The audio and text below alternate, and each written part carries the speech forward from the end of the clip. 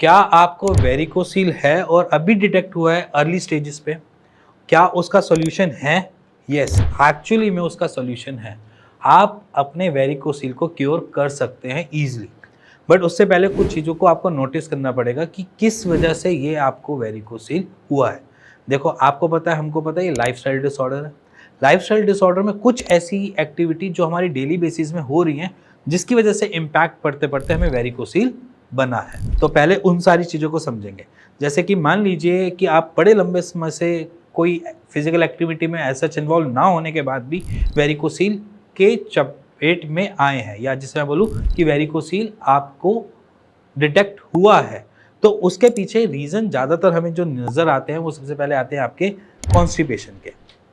आप physical activity नहीं कर रहे हैं, बट आपको सिर्फ कॉन्स्टिपेशन ही एक मेजर रोल अपना रहा है आपके वेरिकोसील के बनने का। तो कॉन्स्टिपेशन या आपका गट हेल्थ, मान लीजिए कि कोलाइटिस या आईबीएस जैसी कोई प्रॉब्लम, या फिर आपकी सिटिंग जॉब ही है बट उसके बाद भी आपको वेरिकोसील डिटेक्ट हुआ है किसी ना किसी इंजरी की वजह से। ये कुछ कॉजेज हैं जिसकी वजह से हमें वेरिकोसील मिलता है। तो सिंपली, अगर आप फिजिकल एक्टिविटी में इन्वॉल्व नहीं है फिर भी वेरिकोसील डिसऑर्डर आपके साथ जुड़ गया है, तो सिंपली आपने उनको कॉजेज को हटाना है। जैसे कि कॉजेज सबसे पहले क्या है? कॉन्स्टिपेशन।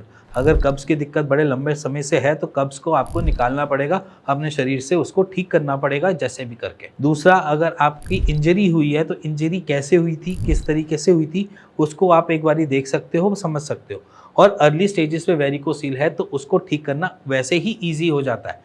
मान लीजिए कि देखो, जब इंजरी हुई उसका सॉल्यूशन तो चलो मेडिसिन हो सकती है, इन्फ्लेमेशन हो गई, उस वेन्स में ज़्यादा सूजन आ गई जिसकी वजह से वो वेरिकोसील डिटेक्ट हो रहा है, या फिर सिर्फ कॉन्स्टिपेशन ही एक रीज़न बना तो कॉन्स्टिपेशन को आप पहले ठीक करना स्टार्ट करोगे, जिसकी वजह से आपका वेरिकोसील खुद ही ऑटोमेटिकली तरीके से थोड़ा बेटर होना चालू होगा, क्योंकि उसके पास इम्पैक्ट आने कम हो जाएंगे।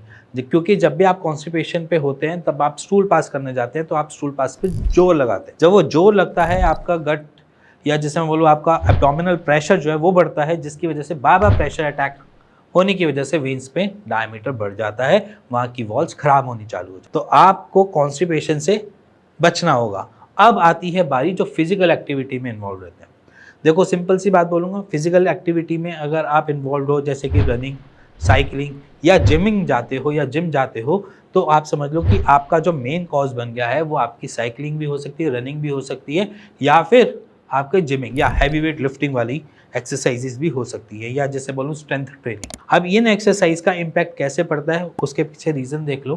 क्योंकि जब आप रनिंग करते हो, साइकिलिंग करते हो, तो हमारे जो टेस्टिकल्स हैं वो एक सॉफ्ट पोर्शन की तरह है, क्योंकि ना वहाँ पर कोई हार्ड मसल है, ना कोई मेजर कोई बोन अटैच्ड है, जिसकी वजह से उसको इम्पैक्ट ज़्यादा झेलना पड़ता है। आपके झटके सबसे जल्दी या सबसे पहले जो झेलता है वो आपके टेस्टिस ही झेलते हैं, इसलिए अंडरवियर पहनना जरूरी है। इसीलिए आपको जिम वाले भी कहते हैं कि सपोर्टर डाल के आने की ज़रूरत है।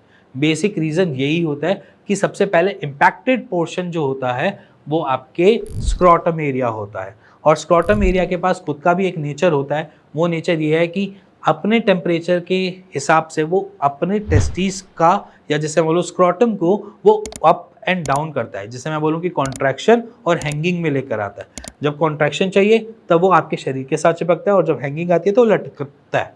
तो बेसिकली ये कुछ हमारे शरीर के साथ ये एक फिनोमिनल प्रैक्टिस है जो टेस्टिस अपने हिसाब से मॉड्यूल करता है, अपने हिसाब से उसको हैंडल करता है। अब उसमें अगर हम बार बार इम्पैक्ट डाल रहे हैं थ्रू जिमिंग या थ्रू साइकिलिंग या थ्रू रनिंग या सिर्फ नॉर्मल वॉक भी लंबी लंबी कर रहे हैं, तो उसका इम्पैक्ट आता है आपके स्क्रॉटम के ऊपर, और वहाँ पर वो वेरिकोसील दिक्कत करता है। इसीलिए अगर आप किसी ऐसी चीज़ में इन्वॉल्व हैं, साइकिलिंग, रनिंग या फिजिकल एक्टिविटी या स्ट्रेंथ ट्रेनिंग में, तो तुरंत उसको आज की डेट में रोकना पड़ेगा। अब आती है इसके बाद कि हम उसको क्योर कैसे करें। तो क्योर करने की सिर्फ 3 ही उपाय हैं जो मैं हमेशा हर वीडियो में बोलता हूँ। आप सिर्फ और सिर्फ अपनी एक्सरसाइज को थोड़ा सा डेली रूटीन में लेकर आएँ।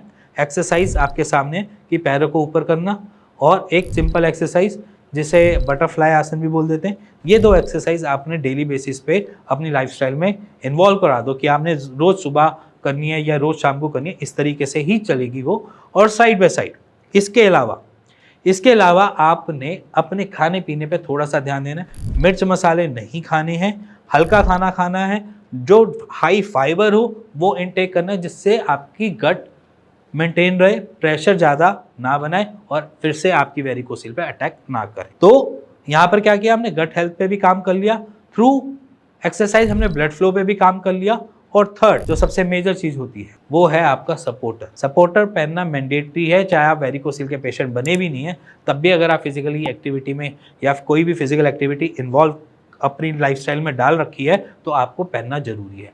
तो सपोर्टर, दूसरा डाइट, तीसरा आपकी एक्सरसाइज, इन 3 चीज़ों से आप अपने अर्ली वेरिकोसिल को आराम से ठीक कर सकते हैं बिना किसी ट्रीटमेंट के, बिना किसी मेडिसिन। और अगर आपको फिर भी कोई माइंड में क्वेश्चन है, कोई इस तरीके का कोई आपके जहन में सवाल है जो पूछना चाहते हो, तो आप नीचे दिए हुए नंबर पे मेरी टीम से बात कर सकते हैं और उसका एक राइट सॉल्यूशन ले सकते हैं। इसी के साथ मिलेंगे नेक्स्ट वीडियो के लिए, तब तक नमस्कार।